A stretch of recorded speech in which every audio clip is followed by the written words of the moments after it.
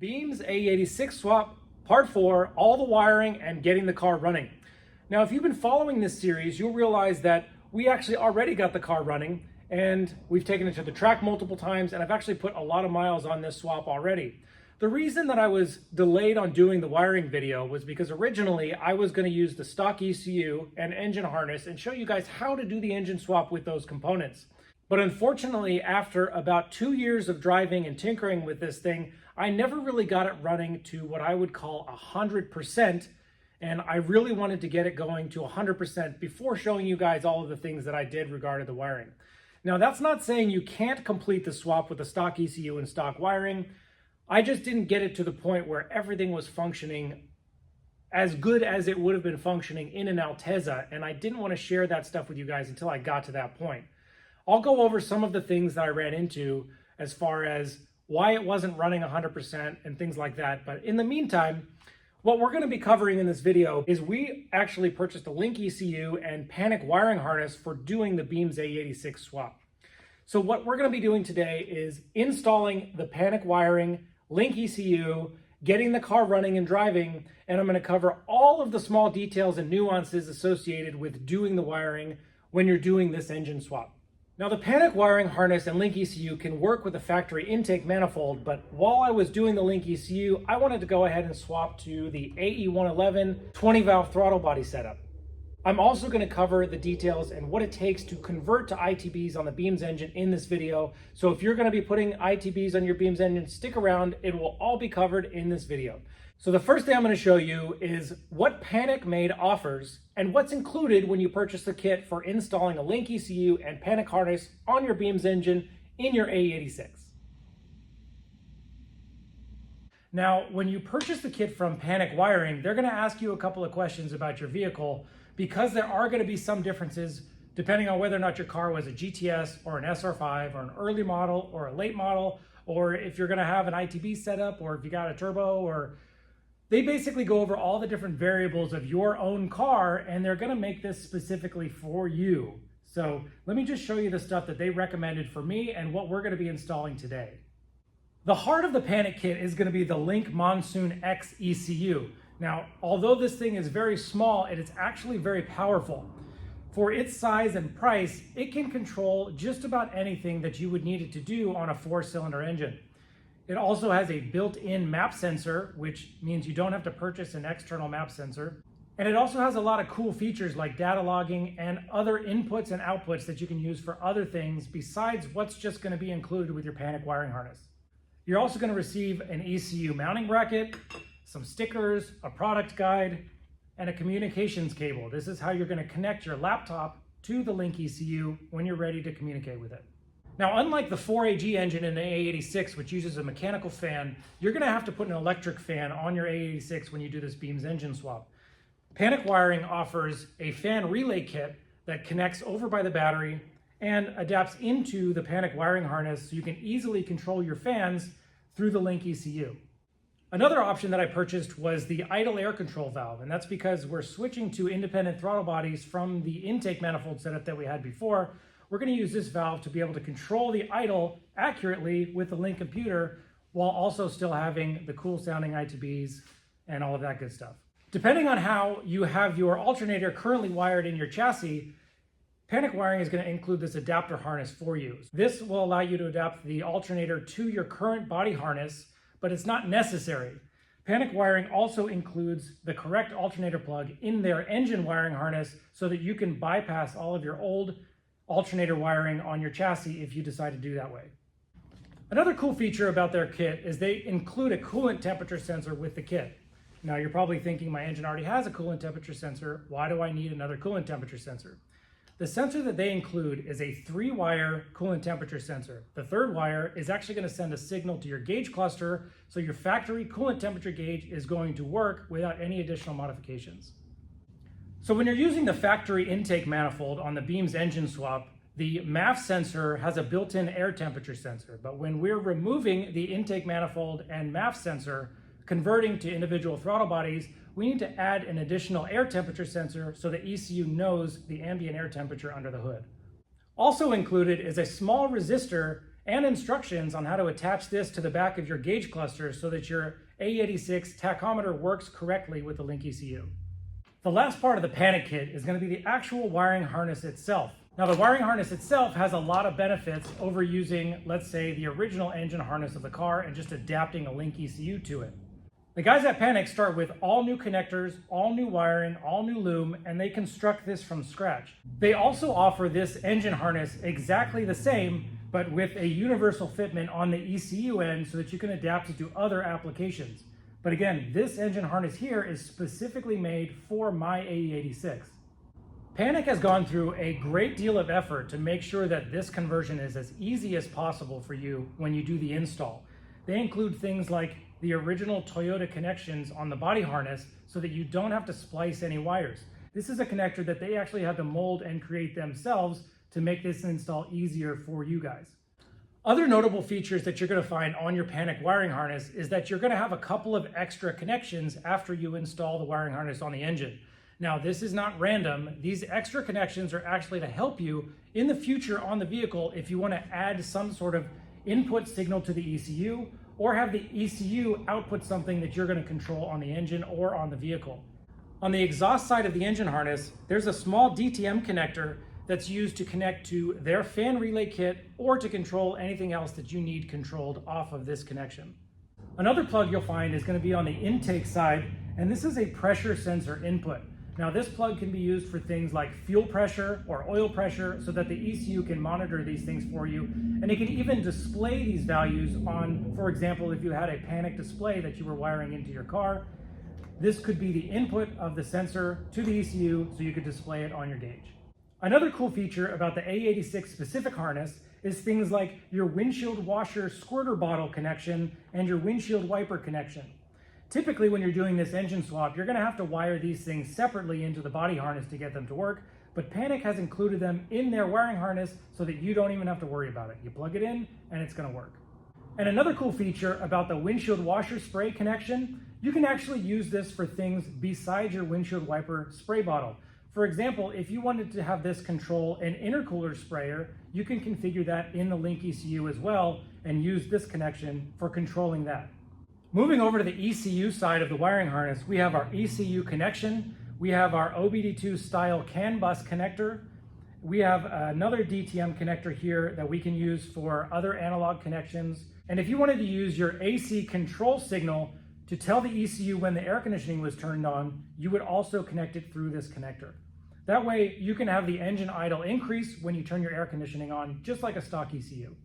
So the loose wire here is going to be your oxygen sensor input to the ECU. Now, it does not come from the oxygen sensor. This is going to come from your O2 sensor controller, the analog output. So using a wideband O2 signal into the ECU is going to help you in multiple ways, not only for when you're tuning your engine, but you can also use that signal to help your car when it's idling. For example, you can use the air-fuel targeting feature of the Link ECU to make sure that your air-fuel ratio is always correct when the engine is idling. Now, some of you guys are going to recognize this connection. This looks a lot like your OBD2 scanner on your modern vehicle. While this is the same connector that you're used to seeing, the Link ECU is going to be using this as a CAN bus signal for communication.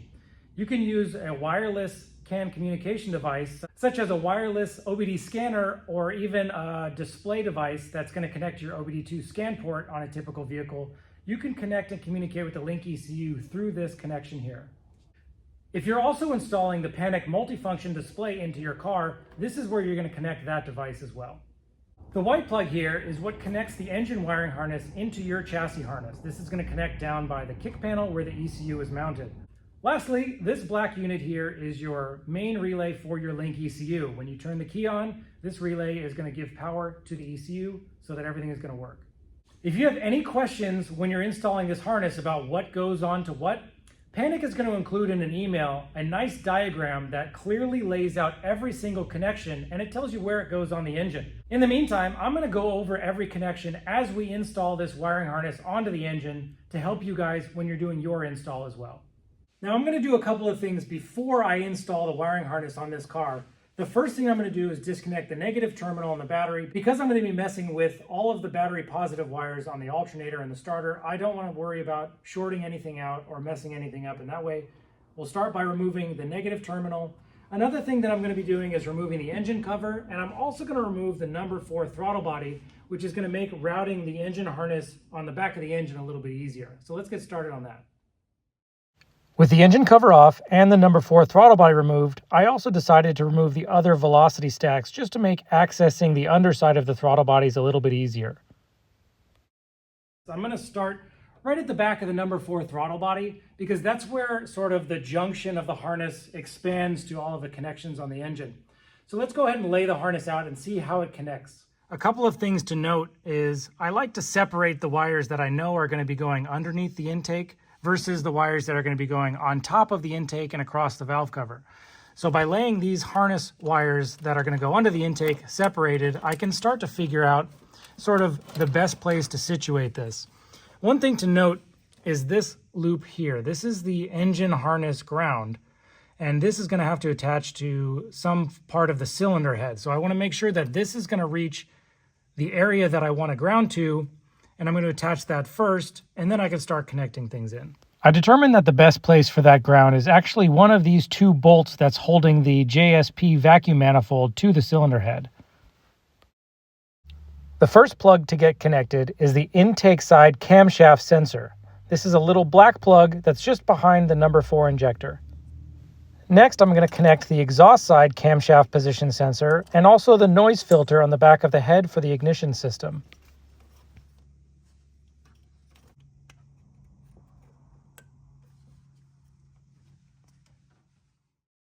With the camshaft position sensors attached, now I'm going to start routing the ignition harness over the top of the engine. I'm going to start by connecting the back ignition coil first, then the number 3, then the number 2, and the number 1. As I'm connecting the number 2 and number 1 coils in place, I'm going to take note of the orientation of the wires, making sure that the bulk of the loom is actually underneath the harness that connects directly into the coils themselves.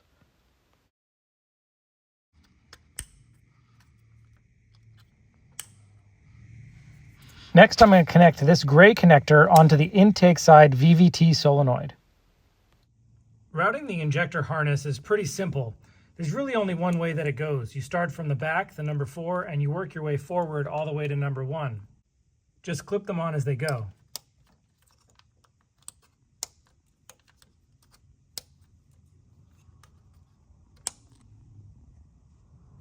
Now let's move on over to the exhaust side of the engine. Drape the engine harness across the top of the engine over to where the upper water neck is located. This longer part of the harness has the DTM connector that we're going to use for our fan relay, as well as the oil pressure sensor plug that connects down by the oil pan. The next connection we're going to make is the exhaust side VVT solenoid. It's a 2-wire gray connector. This 3-wire gray connector is for our coolant temperature sensor, but as you see, it does not connect to the original Beams coolant sensor. We need to replace it with the 3-wire sensor that was included in the Panic kit. After installing the 3-wire sensor, then go ahead and connect the harness.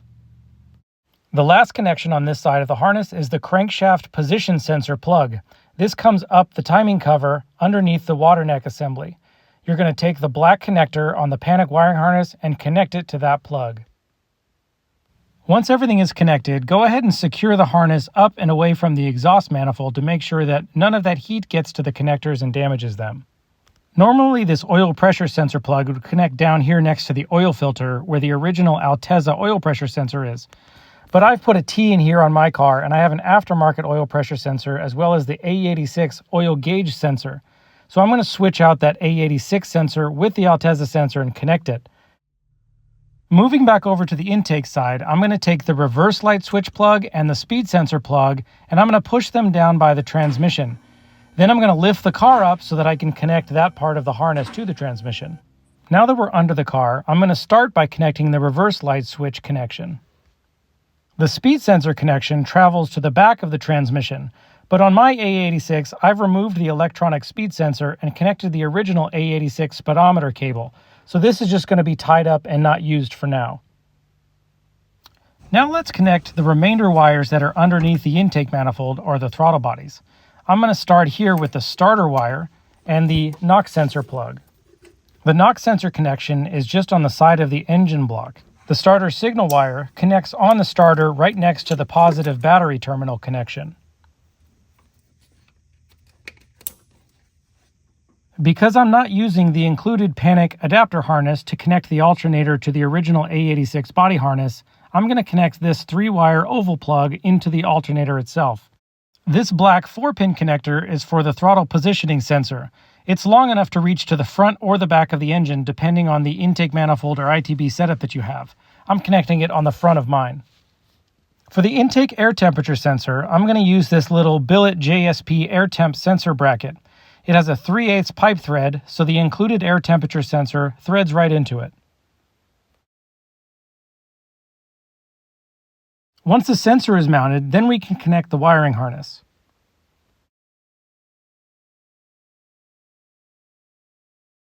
Next thing we're going to install is the idle air control valve. But first we need to hook up this JSP vacuum manifold block. This is going to connect vacuum hoses to each individual throttle body into one uniform location that we can pull vacuum for the map sensor and also connect our idle valve to so that we can control the vacuum from each throttle body and increase and decrease the idle as we need. Once the idle valve is mounted to the block, then we can just connect the DTM adapter plug off of the idle valve onto the engine harness itself. The next connection we're going to make is the main harness power. This connects to the positive battery terminal wire on the top of the starter. This connection can be easily distinguished from the ground wire because of the red heat shrink tubing at the terminal. Do you remember that pressure input plug on the wiring harness that I showed you? So I've used that pressure input plug for a fuel pressure sensor that I've put into my TurboSmart fuel pressure regulator. So now I'm going to be able to monitor my fuel pressure in the Link ECU. This is great for things like having a fail-safe. So for example, if you want, the Link ECU can cut power to the engine if it sees a drop in fuel pressure, and this is going to help you protect your engine in case you have a fuel pump failure or you run out of gas. With the engine harness connected, now it's time to run a vacuum hose to the map sensor inside the car at the ECU. I'm going to connect this 1/8 inch vacuum hose to the JSP vacuum block and run it along the engine harness through the bulkhead where it goes in through the firewall. When switching to individual throttle bodies, after you remove the factory intake manifold, you have to figure out how to route the breather system because it no longer connects to the manifold itself. On my setup, I started by plugging the PCV port with the JSP PCV port plug. I rotated the outlet of this breather. It normally sort of faces this direction. And then I'm just using the 1/2 inch hose along the back of the engine, and it connects to the JSP catch can. This is a ventilated catch can with a filter, so the engine will still be able to breathe out all of the pressure that's in the crankcase, but no dirt is going to get into the system. If you have a Zenki model, an 84 or 85 A86, your Panic harness is going to come with the connector that plugs into your wiper motor. But if you have an 86 or 87 model, you're going to have to reuse the connector from your original A86 engine harness. You're going to de-pin the wires out of the plug, and all of the wires on the Panic harness are lettered, and they also send you a diagram of how to install the wiring. So I'm going to go ahead and install the pins that are already crimped onto the Panic harness into the original plug according to the diagram that they send you. To make sure you get the pins in the right location, I'm going to loosely press the emptied plug onto the motor so that I can just one by one copy the diagram. So I'm going to look for wire letter A in the A location, and it's just going to clip into place. And you do that for all 4 wires.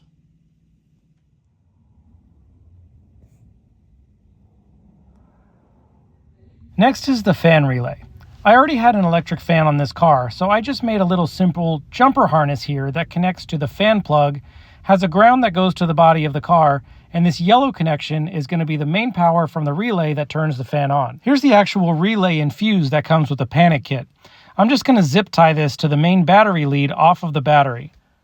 The main power supply is just a red ring terminal, and that gets connected directly to the positive lead. With the relay mounted, now I can connect the DTM plug on the relay kit to the engine harness. Then I can run the main power wire off of the relay down to the fan connection. This main body harness connection is normally routed across the top of the firewall over the 4AG engine. But the Panic harness gives you enough lead that you can actually push this back inside the car and then run the Panic wiring along under the inside of the car as well, and connect it under the dash. This is a cool feature for those guys that want to have their engine bay looking especially clean. This gets rid of a whole extra loom and harness that you would normally have. Now I'm going to feed the Panic harness in through the firewall down to where the ECU is located. I'm also going to feed the wiring harness on the other side with that big connector that we just showed you. So here we are inside the car. We've pulled this body harness plug from the engine bay under the dash. Now this is just going to get routed sort of tucked up underneath over the steering column and across the dash bar over to the ECU side so we can connect it to the Panic harness over by the ECU. One thing to note is that the Panic wiring wants to see a wideband O2 signal. The wideband O2 is going to be so that the ECU can monitor the air-fuel ratio and adjust accordingly to make sure that your engine is running properly. It's also a good tuning tool. So what this wire is here that I've taped along this body harness is the O2 output from my AEM wideband gauge that I have. So the wideband controller and gauge is going to be reading the oxygen content in the exhaust system, and then it's going to output a signal through this wire here that I'm going to plug into the Panic harness on the other side, so that the Link ECU can have the oxygen signal that it needs.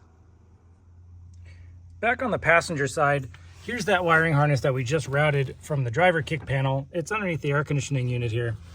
And then here's our wiring harness that we've brought inside the car now.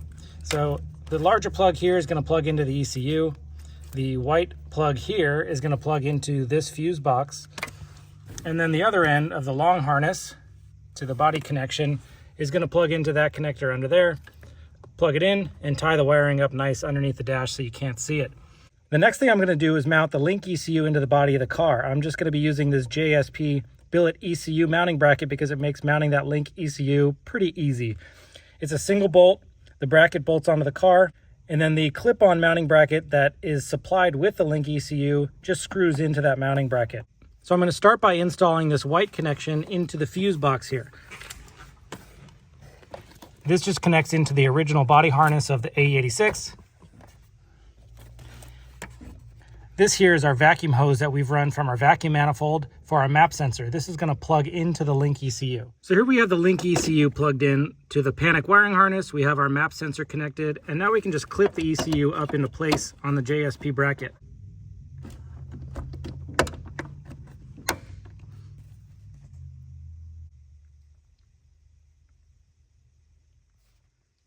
Next, I'm going to run a little jumper harness from our O2 input into the Link ECU.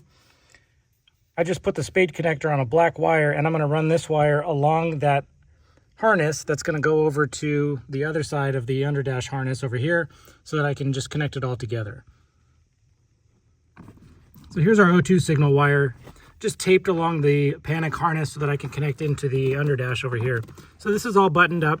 I'm going to go ahead and tie it up under the dash so it's out of the way. So with the final body harness connected, what we're going to do now is we're going to do a one last once over on the vehicle.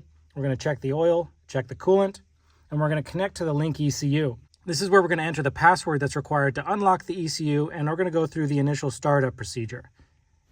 With the ECU connected to your laptop, the software opened, and the key on, you're going to click on the first line. It's going to tell you that the ECU is locked. You're going to click OK. Move over to the ECU Controls drop-down menu, and then scroll down and click on ECU Unlock.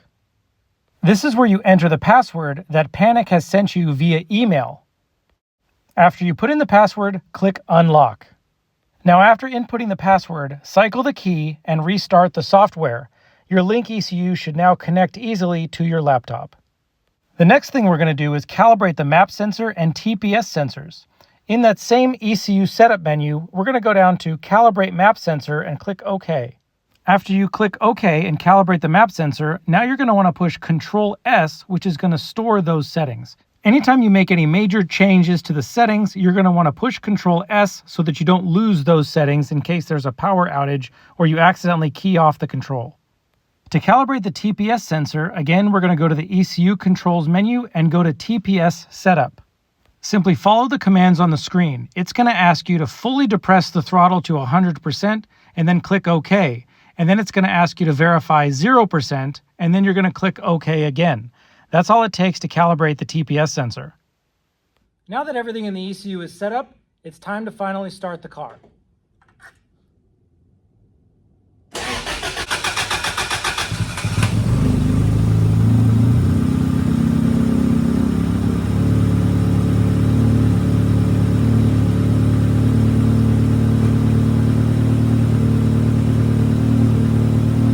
part where you inspect for any major problems. You're going to be checking for fuel leaks or any major exhaust leaks or oil leaks or coolant leaks, any of that type of thing, so that you can shut the car off right away and address those.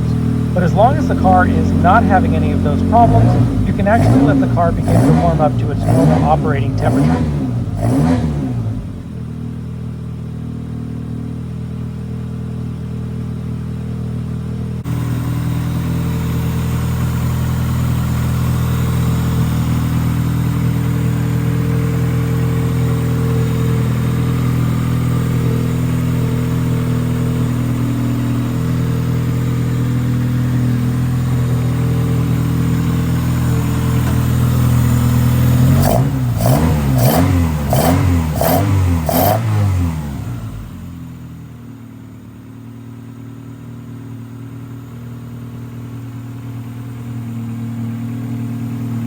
We've got our car started, it's time to get the car tuned. So this is the time when you get your car loaded up on a trailer, you take it to your engine tuner and you have him go through the Link ECU tuning and make sure that everything is running exactly as it should.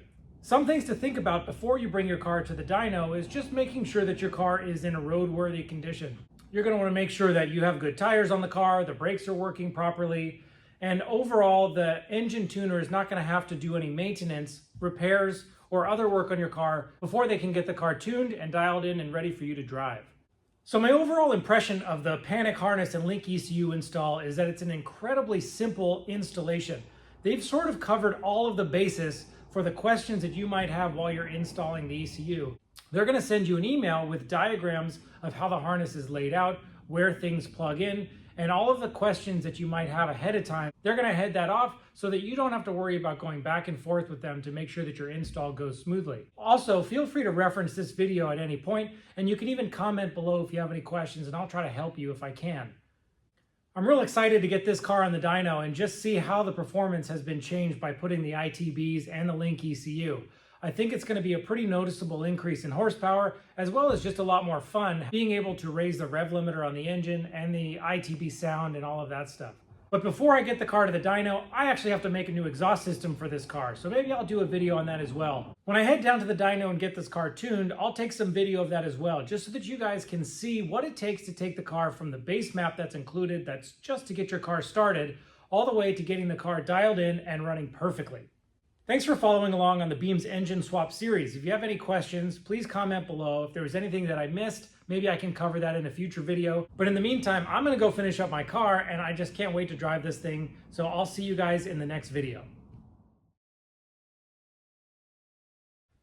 Now I've been using the stock ECU on my beam swap for almost 2 years now, and I'm not gonna go into too much detail on all of the small things that are required to get the engine to run on the stock ECU. I'm just going to do a little overview of the harness that I used, just so if you are going to continue to use the stock ECU with your swap, you have a general idea of what's required to get it to work correctly. This wiring harness is a combination of the factory Altezza 3SGE harness that comes on the engine, and I mixed in some of the AE86 plugs that were necessary to connect it to the body harness. I'm going to start over here. This is a familiar plug on an AE86 chassis. This is normally a part of the 4AG engine wiring harness. Now in this plug, there's a lot of important things, and this plug had to be spliced into the Altezza engine harness. In this plug are the coolant temperature sensor gauge on your gauge cluster. The oil pressure gauge wiring is in this plug. Your starter signal is in this plug. Your main ECU power is in this plug. The reverse lights are in this plug. So there's a lot of important stuff that's in this plug. So this plug was completely chopped off of the 4A harness, and those wires that I just mentioned were all connected in the harness. This is the lead that I ran to the oil pressure sensor, and I had to adapt the factory 4AG oil pressure sending unit onto the Beams engine.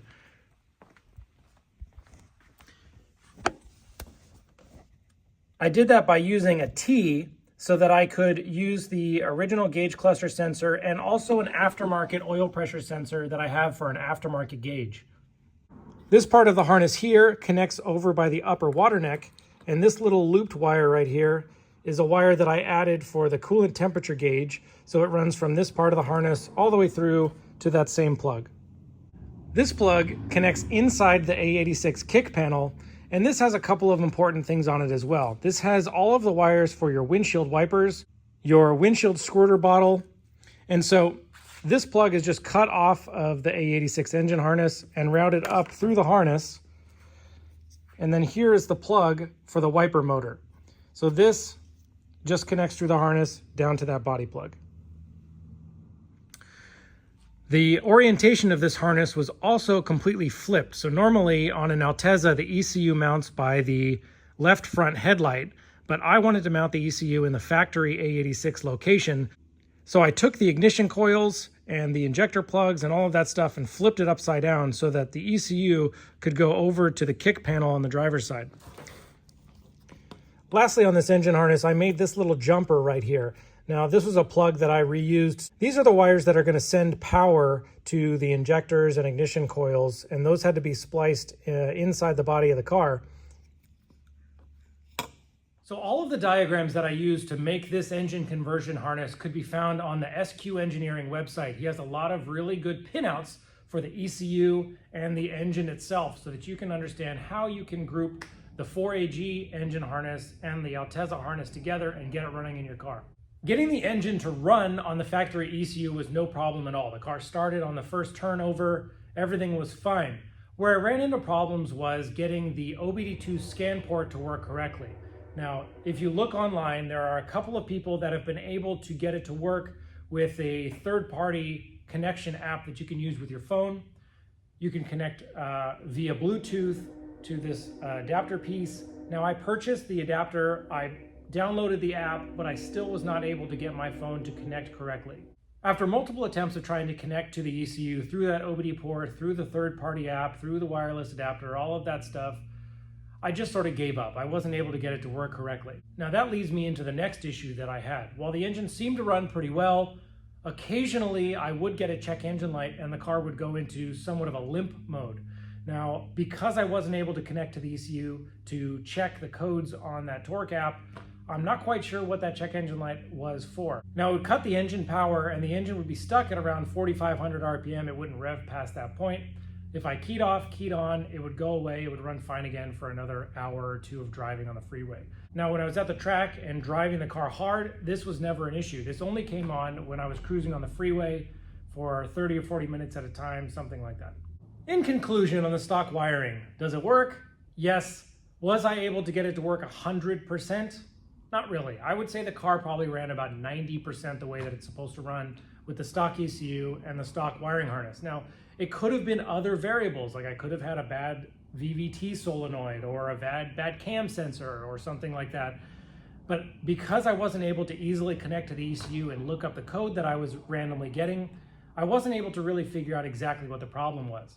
Lastly, one other reason that you might want to consider using the Panic Wiring and Link ECU over the stock wiring harness and ECU is literally just the age. So while I was disassembling my car to begin this Link ECU install, I had multiple connectors break while I was disassembling the wiring harness.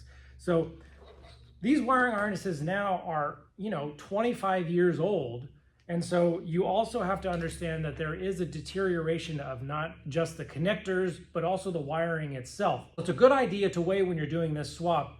Is it worth it for me to save a little bit of money, but potentially have the problems associated with using an old wiring harness and maybe an ECU that's not 100% happy after you've done the engine swap?